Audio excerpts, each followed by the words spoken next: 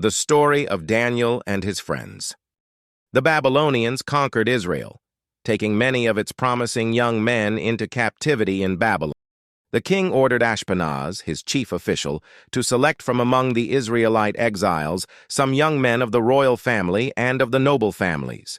They had to be handsome, intelligent, well-trained, quick to learn, and free from physical defects, so that they would be qualified to serve in the royal court.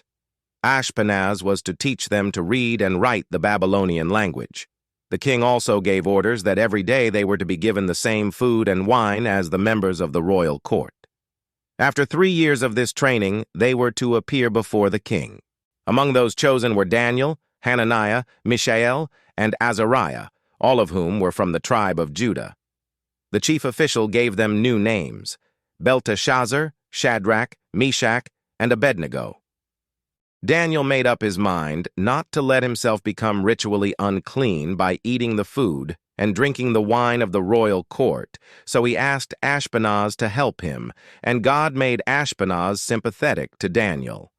Ashpenaz, however, was afraid of the king, so he said to Daniel, "The king has decided what you are to eat and drink, and if you don't look as fit as the other young men, he may kill me." So Daniel went to the guard whom Ashpenaz had placed in charge of him and his 3 friends. "Test us for 10 days, he said. "Give us vegetables to eat and water to drink. Then compare us with the young men who are eating the food of the royal court, and base your decision on how we look." He agreed to let them try it for 10 days. When the time was up, they looked healthier and stronger than all those who had been eating the royal food. So from then on, the guard let them continue to eat vegetables instead of what the king provided. God gave the 4 young men knowledge and skill in literature and philosophy.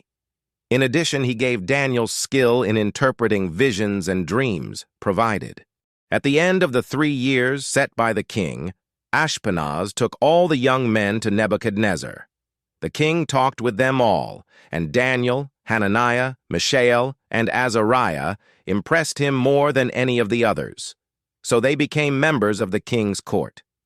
No matter what question the king asked or what problem he raised, these 4 knew 10 times more than any fortune-teller or magician in his whole kingdom. Daniel remained at the royal court until Cyrus, the emperor of Persia, conquered Babylonia. In the 2nd year that Nebuchadnezzar was king, he had a dream. It worried him so much that he couldn't sleep. So he sent for his fortune-tellers, magicians, sorcerers, and wizards to come and explain the dream to him. When they came and stood before the king, he said to them, "I'm worried about a dream I've had. I want to know what it means." They answered the king in Aramaic, "May your majesty live forever. Tell us your dream, and we will explain it to you." The king said to them, "I have made up my mind that you must tell me the dream, and then tell me what it means. If you can't, I'll have you torn limb from limb and make your houses a pile of ruins. But if you can tell me both the dream and its meaning, I will reward you with gifts and great honor. Now then, tell me what the dream was and what it means." They answered the king again, "If your majesty will only tell us what the dream was, we will explain it." At that, the king exclaimed, "Just as I thought. You are trying to gain time because you see that I have made up my mind, 9, to give all of you the same punishment if you don't tell me the dream. You have agreed among yourselves to go on telling me lies because you hope that in time things will change. Tell me what the dream was, and then I will know that you can also tell me what it means."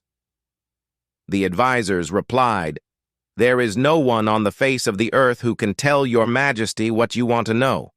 No king, not even the greatest and most powerful, has ever made such a demand of his fortune tellers, magicians, and wizards." 11. What your majesty is asking for is so difficult that no one can do it for you except the gods, and they do not live among human beings. At that, the king flew into a rage and ordered the execution of all the royal advisers in Babylon. So the order was issued for all of them to be killed, including Daniel and his friends. Then Daniel went to Arioch, commander of the king's bodyguard who had been ordered to carry out the execution. Choosing his words carefully, he asked Arioch why the king had issued such a harsh order. So Arioch told Daniel what had happened. Daniel went at once and obtained royal permission for more time, so that he could tell the king what the dream meant.